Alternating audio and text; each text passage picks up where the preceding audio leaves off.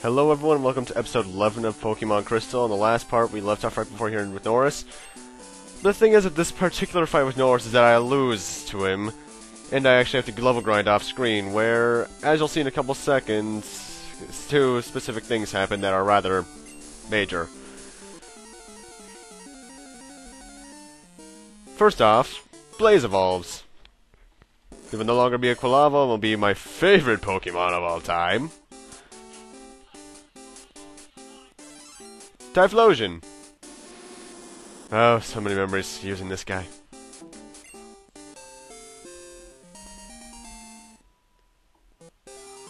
And Pat also evolves. Which will be his only evolution, sadly. I wouldn't be able to get him as a Gengar unless I hacked.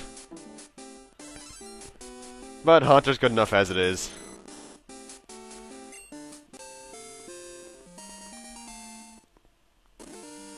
And now to the Chuck fight I actually win, which is surprisingly my second encounter with him.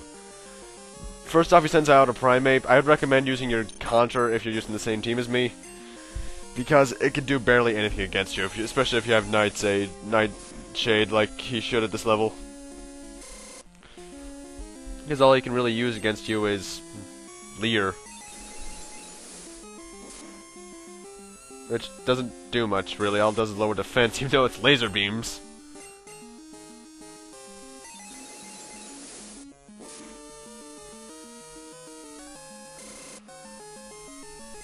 So, yeah, really, this shouldn't be that hard of a fight for you.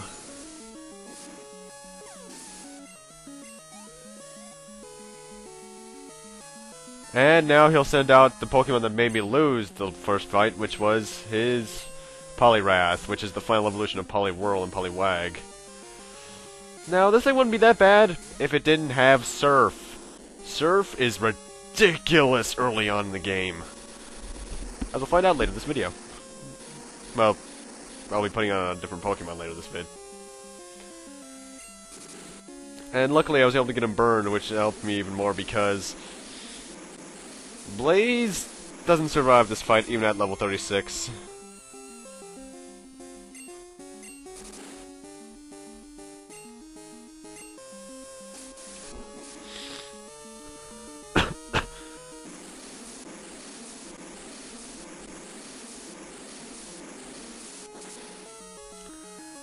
And surprisingly, Blaze survives 2 Surf, which is something I thought I'd never see happen, even at 6 levels higher.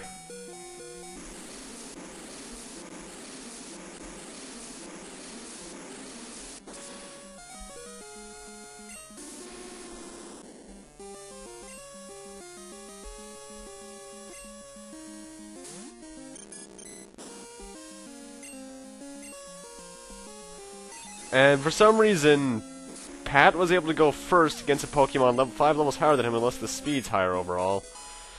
And was able to beat him barely with Nightshade, because had he gotten the Surf across, Pat would not have survived, and I probably would have lost. Also, notice how this game's name is Chuck instead of Norris? That's because they tried to name him after Chuck Norris, because you have Hitmonchan and Lee, which are named after Jackie Chan and Bruce Lee, respectively. And then there's Hitmontop, which, with the roundhouse kicks, you think would be Norris. But I guess it just doesn't sound as awesome. And again, that's really just Nintendo of America being stupid. And anyway, now that we beat the gym, talk to here, which is the Chuck's wife, to get HMO2 Fly, which is not that useful right now, but off screen I'm gonna actually be going to a point where I can get a Fly Slave for right now. Fly Slaves are only really useful for the Fly HM. Now, there's one thing I didn't show off last video in this town, and this is this building right here, the Cianwood Photoshop, which, if you had the Game Boy printer, allowed you to print pictures of the Pokemon you have. Useless piece of trivia, by the way, the song playing right now would be remixed in Heart Gold and Soul Silver as the Pokewalker Connection theme. So yeah, now I'm gonna cut until I get to a Pokemon that I can catch as a Fly Slave. And convenient cutting! And here we go, we got a Noctowl. Which is Hoot Hoot's evolution, if I remember correctly. Yes, it is. Now, the funny thing is, I would have laughed if this had happened to me, but I would have... a Noctowl was actually the first shiny Pokemon. I'll get into what that is in a moment. Or... in the anime. Ash caught one of these and it was smaller and faster than the normal ones. I think I brought up what a shiny Pokemon is, or at least brought up the name a couple times. But what it is a Pokemon that's differently colored from the normal ones, and it's exceedingly rare.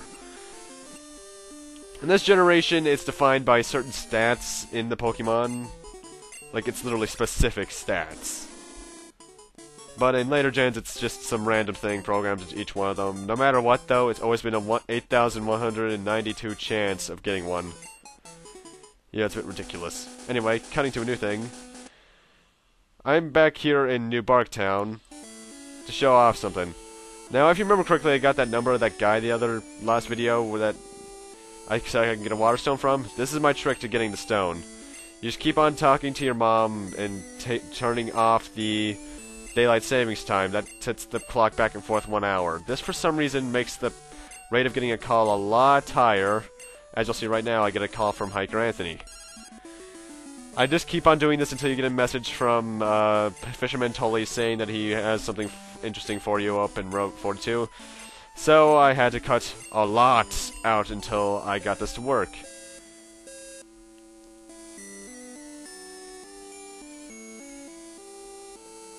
Alrighty, this was the first time I thought I had it. So I decided to fly over to Eucratique.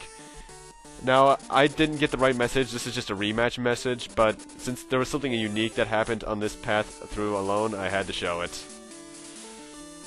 Make sure you bring a Pokemon that knows Cut along with you for this one, by the way. Because you'll get into a battle. Because guess who's down here? Hello, Suicune. If you miss him this time, you won't be able to see him again for a long... You won't be able to see him later on, so I recommend just bringing along whoever you have knowing Cut with you. And since this was not the real successful time to doing it, I talked to him, which initiates a battle, and then I cut when I actually get the Water Stone.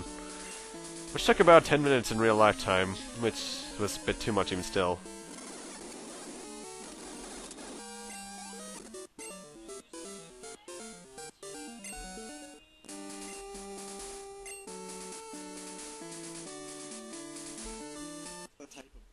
And then there's the real cut. And wow, I'm listening to the audio and I forgot I had something playing in the background when I was recording this part. So if you hear any excess voices, well, that's just something playing in the background to the point where I lowered the volume tremendously. Now, I got a Water Stone from him, which I decided to use immediately on Matt. Because, well, the Pokemon that I get from Matt is going to be not only my Surf Slave, but my Water type for the team. From doing this, we get Vaporeon, which, in my opinion, is one of the best water types in the game, just because of its obnoxiously high HP stat. And with that, we have almost our full team, only one member left. I'm not sure why I decided to do that, I just did. And now I need to stage Matt Surf, and then we'll never be bringing back the Surf the Psyduck again. Now I just have to hope the sixth Pokemon I catch is a certain way for it, since there's a certain thing I need to name it, because these are all pretty much some of my close friends that I'm naming the Pokemon after, which I think I mentioned in part 1. So I'm going to need to name the sixth one a certain something else than not usual. And now I need to head over to the Olivine Lighthouse, so I'll see you guys. So I had to cut until I got to there. For some reason I was trying to get into a random encounter to get over there, but one wouldn't trigger, so I just decided to go into this cave. And how did I get here? Anyway, we got the potion, now let's give it to Jasmine so she can give it to Amphi. Amphi, that's a very unoriginal nickname for an Ampharos.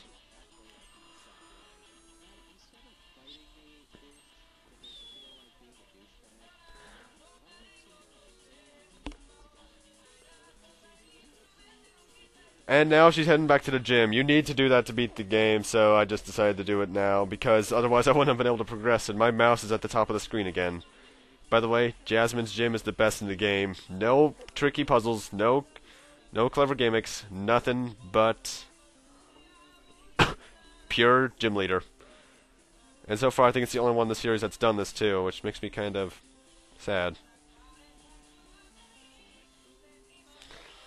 And now let's face off against her, shall we? She uses the Steel type, actually, of Pokemon, which is something new in this a new type in this game. Even though the Pokemon that is it, Magnemite, was actually in the first generation. That's one of the very few Pokemon that's ever changed types throughout the series. And she sends out her first Pokemon, which is a level 30 Magnemite. Shouldn't that thing be a Magneton by now? I don't remember. Anyway, I decided to send out Matt first and use Surf, even though he doesn't get much screen time, sadly. The thing is, I'm actually coming up on a big level grinding segment, too, in the game, because, we're pretty far in, surprisingly, even though we're only 11 episodes in.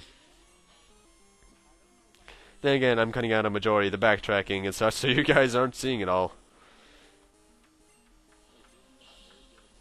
But surprisingly, even though I thought I remembered Steel types being strong against Fire, I was apparently very wrong because, well, her best Pokemon's up next. It's a Steelix, if I remember correctly, which is an evolution of Onix that you get by trading it with a metal coat. But this thing is ridiculous.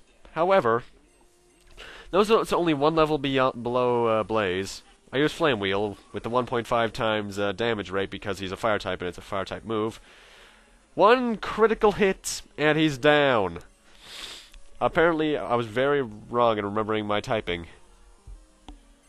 And she sends out another level 30-ish Magnemite. This is pretty easy.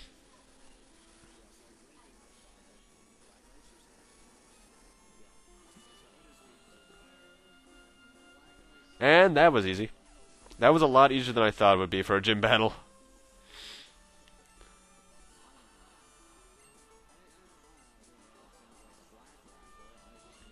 And we get 35 Pokédolls for winning along with the Mineral Badge. And TM23, which contains Iron Tail, which I don't think I can teach to any of my party members, can I?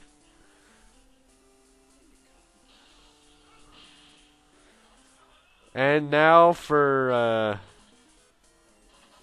more stuff to happen. I need to head over to Eeveelutions to head over to our next destination. And as you can see, I traveled to a different town off-screen so I could get the Water Stone a bit more conveniently. But now it's time to go through this route for real. Even though I fought the two trainers in it off-screen. Well, the other two trainers, really. Now, there is a cave up there, but we can't even really go through there yet. In fact, I don't think I'll ever go through there because I'm not showing off everything in the game. I'm only doing the main storyline. Which even then might take some time.